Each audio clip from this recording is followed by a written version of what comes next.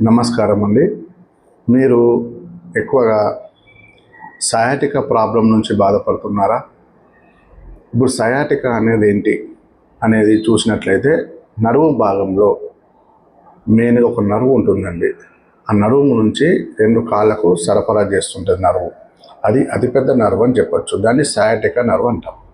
ఈ sciatica nerve ఏంటంటే కొన్ని ఇంజురీస్ వల్ల, అంటే మనం ఎప్పుడైనా యాక్సిడెంట్స్ అయినప్పుడు, బైక్ మీద నుంచి కింద పడ్డప్పుడు కానివ్వండి, ఎక్కువ బరువులు మోసినప్పుడు కానివ్వండి, ఎక్కువ దూర ప్రయాణాలు చేసినప్పుడు కానివ్వండి, అలాగే కంటిన్యూస్గా కూర్చొని పనిచేసినప్పుడు కానివ్వండి, కొన్ని రీజన్స్ వల్ల అక్కడ ఉన్న డిస్కులు L4, L5, S1 ఆ ఏరియాలో ఉన్న డిస్కులు అనేది కొంచెం పక్కకు జరగడం వల్ల స్లిప్ డిస్క్ అంటాం. అలా జరిగినప్పుడు అక్కడ ఉన్న నర్వ్, సయాటికా నర్వ్ మీద ఇలా ఒత్తిడి పడుతుంటుందండి.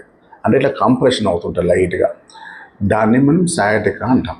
అది నడుము భాగం నుంచి ఆ నొప్పి కింది కాళ్ళ వరకు రేడియేట్ అవుతుంటుందండి.